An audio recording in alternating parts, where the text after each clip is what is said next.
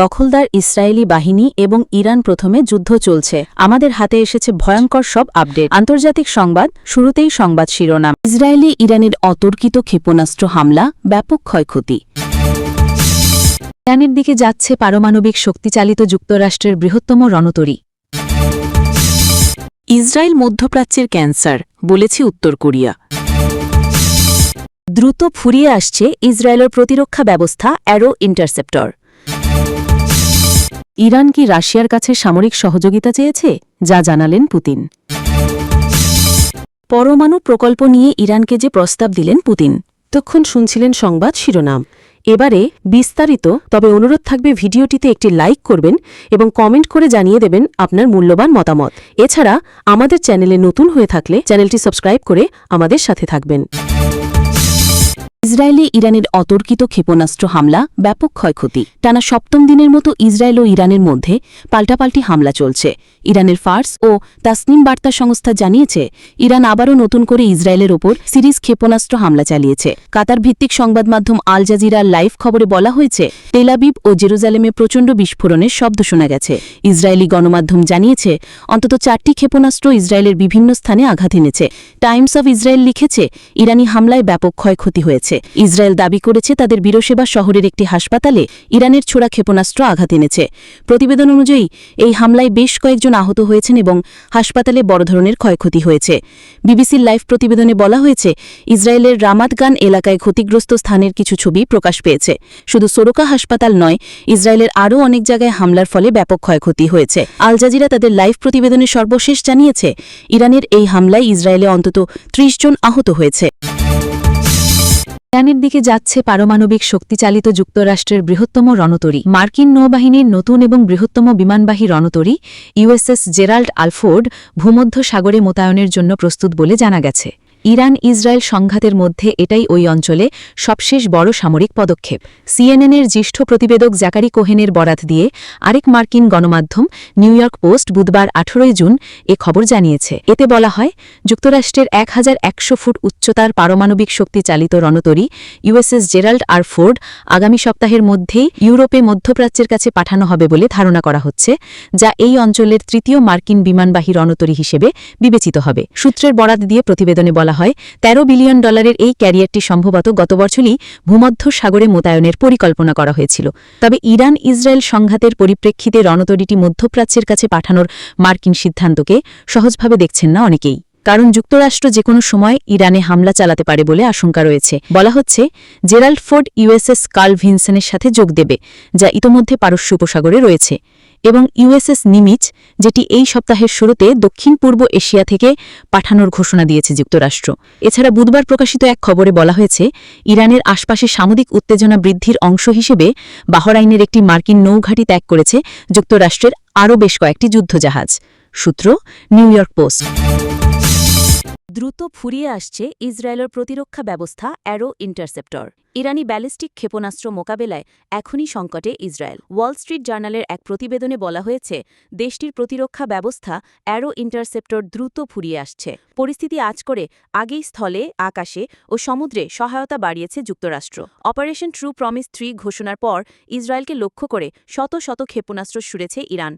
তবে বেশিরভাগই আকাশ প্রতিরক্ষা ব্যবস্থা দিয়ে প্রতিহত করার দাবি করেছে ইসরায়েলি সেনাবাহিনী। তবে ইরানের মুহুর্মুহু ক্ষেপণাস্ত্রের মুখে আকাশ প্রতিরক্ষা সংকটে পড়েছে তেল আবিব। ওয়াল স্ট্রিট জার্নালের বরাতে কাতার ভিত্তিক সংবাদ মাধ্যম আল জাজিরা এক প্রতিবেদনে জানায়, ইসরায়েলের প্রতিরক্ষা ব্যবস্থায় ব্যবহৃত অ্যারো ইন্টারসেপ্টরের মজুদ উদ্বেগজনকভাবে কমে এসেছে। এ কারণে ইরানের ছোড়া দূরপাল্লার ব্যালিস্টিক ক্ষেপণাস্ত্র প্রতিহতে ইসরায়েলের সক্ষমতা কমে যেতে পারে। প্রতিবেদনে আরও বলা হয়, যুক্তরাষ্ট্র মাসখানেক ধরে বিষয়টি জানত এবং আগেভাগেই ব্যবস্থা নিতে শুরু করে তারা। এরই মধ্যে স্থলপথ, সমুদ্র এবং আকাশে প্রতিরক্ষা সহায়তা পৌঁছে দেওয়া হয়েছে ইসরায়েলে। এই সমন্বিত ব্যবস্থায় আক্রমণ প্রতিহত করার সক্ষমতা কিছুটা হলেও টিকিয়ে রাখতে চায় ওয়াশিংটন। অ্যারো ইন্টারসেপ্টর সিস্টেম মূলত ইরানের মতো দেশের ছোড়া উচ্চ গতির ও উচ্চমাত্রার ব্যালিস্টিক মিসাইল ধ্বংসে ব্যবহৃত হয়। প্রতিটি ইন্টারসেপ্টরের খরচ কয়েক $1 মিলিয়ন এবং উৎপাদন প্রক্রিয়া সময়সাপেক্ষ। যে কারণে দীর্ঘমেয়াদী যুদ্ধ পরিস্থিতিতে ঘাটতি তৈরি হওয়া দেশটির জন্য হুমকি বলে মনে করছেন বিশেষজ্ঞরা। ইসরায়েলি সামরিক বাহিনী গোলাবারুদের মজুদ নিয়ে কোনো মন্তব্য করতে রাজি হয়নি।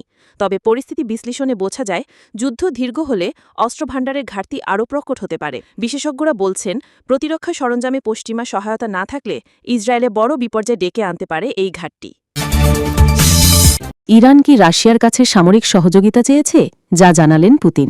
ইসরায়েলের সঙ্গে চলমান যুদ্ধে ইরান রাশিয়ার কাছে কোনো সামরিক সহযোগিতা চায়নি বলে জানিয়েছেন রুশ প্রেসিডেন্ট ভ্লাদিমির পুতিন। স্থানীয় সময় বুধবার 18 জুন সেন্ট পিটার্সবার্গে গণমাধ্যম কর্মীদের সঙ্গে গোলটেবিল বৈঠকে এক প্রশ্নের জবাবে তিনি বলেন, রাশিয়া কারো উপর কোনো কিছু চাপিয়ে দিচ্ছে না। ইরানের কাছ থেকে এখন পর্যন্ত কোনো সহযোগিতা চাওয়া হয়নি। তিনি বলেন, আমরা একসময় আমাদের ইরানি বন্ধুদেরকে বিমান প্রতিরক্ষা ব্যবস্থা নিয়ে যৌথভাবে কাজ করার প্রস্তাব দিয়েছিলাম। তখন তারা তেমন আগ্রহ দেখায়নি। আপনি যে কৌশলগত অংশীদারিত্ব চুক্তির কথা বলছেন, সেখানে প্রতিরক্ষা খাত সংক্রান্ত কোনো ধারাই নেই। আমাদের ইরানি বন্ধুরা এখনও এ নিয়ে কিছুই চায়নি।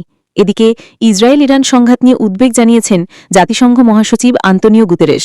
বুধবার এক ব্রিফিংয়ে এ তথ্য জানিয়েছেন সংস্থাটির মুখপত্র স্টিফেন ডুজারিক। তিনি বলেন, এই সংঘাত যেন আন্তর্জাতিক রূপ না নেয় তা নিশ্চিত করতে যা কিছু করা সম্ভব তা করতে হবে। ইরানের পরমাণু কর্মসূচি ও আঞ্চলিক স্থিতিশীলতা নিয়ে উদ্বেগ দূর করার একমাত্র পথ কূটনীতি বলেও মন্তব্য করেন তিনি।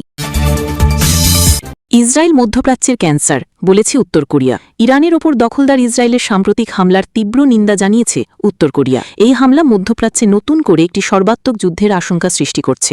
বৃহস্পতিবার রাষ্ট্রীয় সংবাদ মাধ্যম KCNA প্রকাশিত এক বিবৃতিতে উত্তর কোরিয়ার পররাষ্ট্র মন্ত্রণালয়ের এক মুখপত্র এ নিন্দা জানান। খবর CNN-এর। তিনি বলেন, ইরানের বেসামরিক, পারমাণবিক এবং জ্বালানি স্থাপনায় ইসরায়েলের সামরিক হামলায় গুরুতর উদ্বেগ প্রকাশ করছে পিয়ংইয়ং। পাশাপাশি এর তীব্র নিন্দাও জানাচ্ছে। ইসরায়েলি হামলায় বেসামরিক নাগরিক হত্যা মানবতার বিরুদ্ধে এক ক্ষমাহীন অপরাধ। ইসরায়েল রাষ্ট্রীয়ভাবেই সন্ত্রাসবাদে জড়িত, যা এই অঞ্চলে একটি নতুন সর্বাত্মক যুদ্ধের ঝুঁকি বাড়াচ্ছে।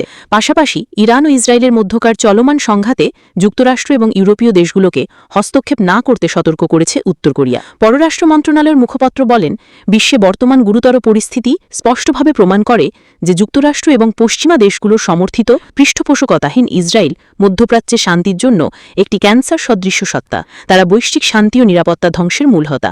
তিনি বলেন, আন্তর্জাতিক সম্প্রদায় যুক্তরাষ্ট্র এবং পশ্চিমা শক্তিগুলোকে নিবিড়ভাবে পর্যবেক্ষণ করছে, যারা ক্ষতিগ্রস্ত ইরানের বৈধ সার্বভৌম অধিকার এবং আত্মরক্ষার অধিকার প্রয়োগ নিয়ে প্রশ্ন তুলে যুদ্ধের আগুন উস্কে দিচ্ছে।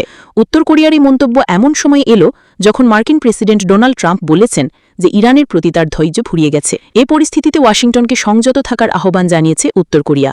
এমনকি যুক্তরাষ্ট্র ও এর পশ্চিমা মিত্রদের হুঁশিয়ারি দিয়ে পিয়ংইয়ং বলছে, যুক্তরাষ্ট্র এবং তার মিত্রদের পদক্ষেপ মধ্যপ্রাচ্যের পরিস্থিতিকে একটি অনিয়ন্ত্রিতযোগ্য বিপর্যয়কর পরিস্থিতিতে ঠেলে দিচ্ছে। পরমাণু প্রকল্প নিয়ে ইরানকে যে প্রস্তাব দিলেন পুতিন। রাশিয়ার প্রেসিডেন্ট ভ্লাদিমির পুতিন বলেছেন, ইরানের পরমাণু প্রকল্পের কাজ তত্ত্বাবধান করতে আগ্রহী মস্কো। ইতোমধ্যে এ ব্যাপারে তেহরানকে প্রস্তাব দেওয়া হয়েছে বলেও জানিয়েছেন তিনি। বুধবার রাশিয়ার দ্বিতীয় বৃহত্তম শহর সেন্ট পিটার্সবার্গে সাংবাদিকদের সঙ্গে মতবিনিময়কালে প্রেসিডেন্ট পুতিন বলেন, তেহরানের সঙ্গে মস্কোর খুবই ভালো সম্পর্ক এবং আমরা তেহরানকে ইতোমধ্যে প্রস্তাব দিয়েছি যে রাশিয়ার তত্ত্বাবধানে ইরানের পরমাণু প্রকল্পের অপারেশন চলতে পারে।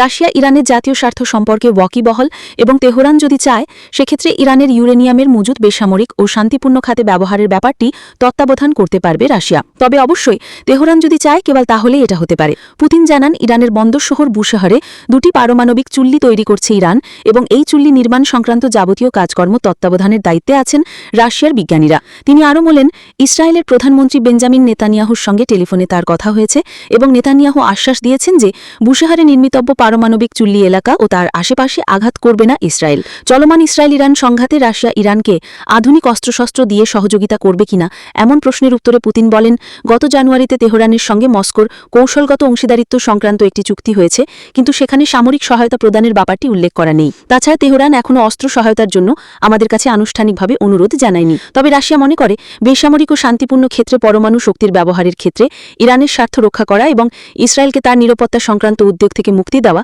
এ দুটো ব্যাপার একই সঙ্গে এবং একই সময় সমাধান করা সম্ভব। আমরা যুক্তরাষ্ট্র, ইরান ও ইসরায়েলকে আমাদের চিন্তাভাবনার রূপরেখা পাঠিয়েছি, সাংবাদিকদের বলেছেন রাশিয়ার প্রেসিডেন্ট।